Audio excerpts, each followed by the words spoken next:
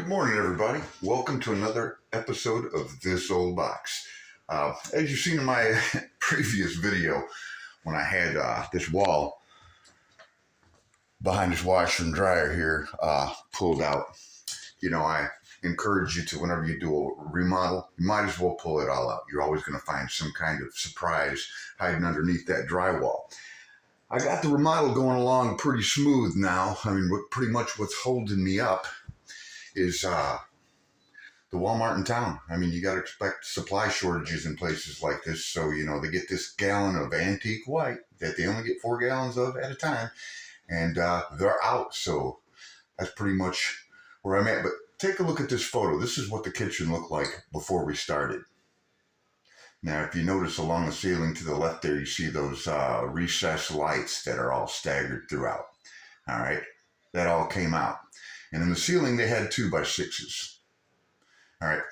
You never want to throw anything away, especially out here, or spend money that you don't have to. Those 2x4s or 2x6s were actually in excellent shape.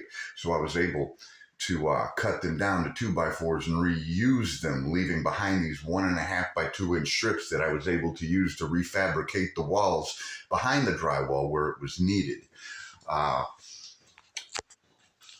So these walls, you had a nice window on the other side, but the problem was that solid wall was keeping that light from coming into the kitchen. Now, it was always dark because of that, and I think that's why they added all those light fixtures, but they weren't grounded, man. I mean, you got to get your eye on everything in these walls when you buy these, what they call handyman specials, which means they're close to needing a wrecking ball. But if it's structurally sound, I think it's a safe investment. These windows, of course, I'm going to take this steel brush. I'm going to go around the trim and clean it up. And then I let those little gears soak in WD-40 for a while. And then I'm just going to order a few of those little hardware kits you can get anywhere online. So we can get them functioning again. They're in good shape. And back in the day, when they put them in, it was standard size, but now it's a custom job. So, that's big. That's big money if you're trying to save. And why spend money when you don't have to? So what I did was basically I just put a window, an opening, so we can get some light into the kitchen. And as I was going along, man, one thing always leads to another. You always end up,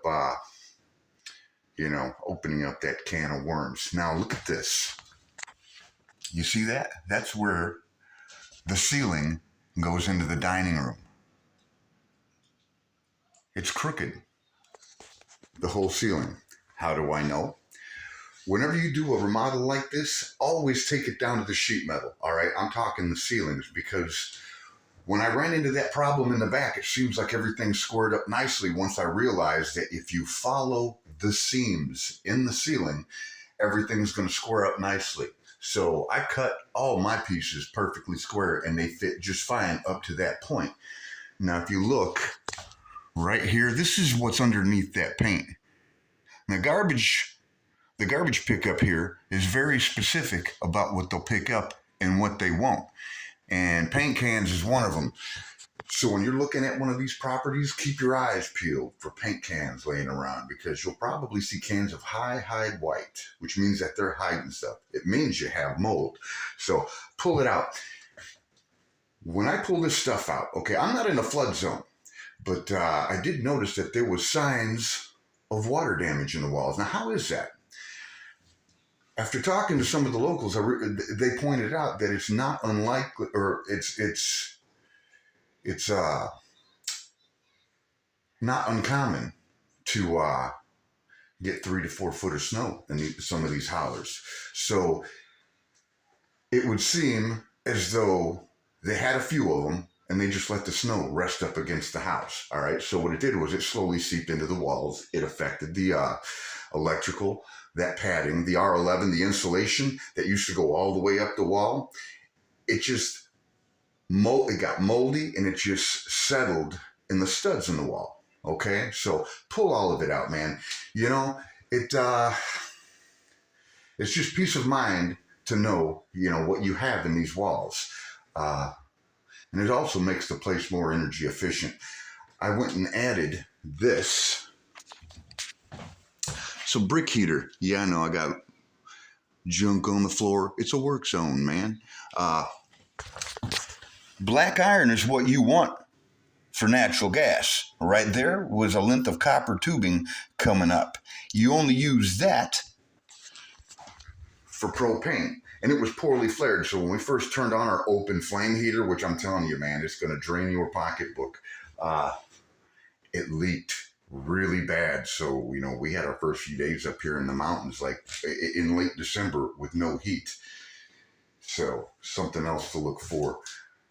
But take a look at what I found. Now, I went and I changed all of the light sockets, all new grounded outlets and switches. That has been confirmed. I had my eyes on every bit of it up to this point.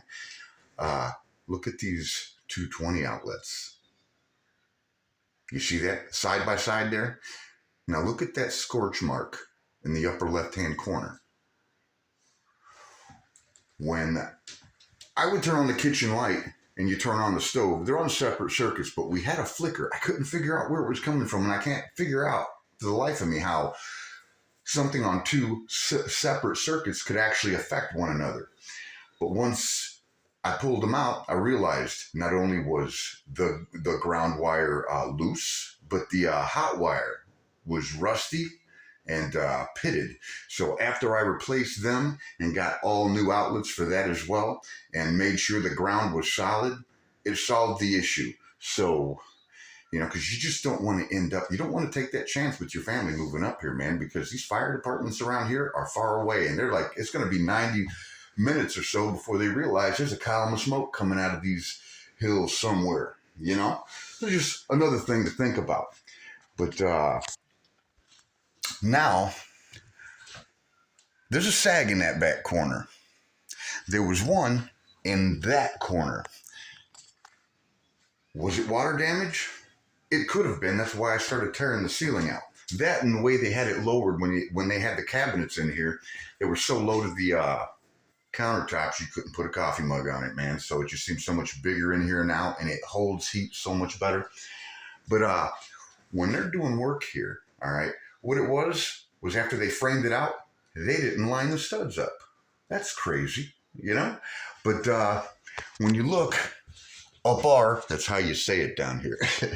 When you look up our, that's that 1/2 inch by 5 inch strip going down the middle. And then you see how they got these. So when I had this ceiling out, I was able to look over the top of the rafters into the next room so I can see that the wood is good. So I'm not going to have to replace that, but I will have to replace that drywall. There's no padding up there either. So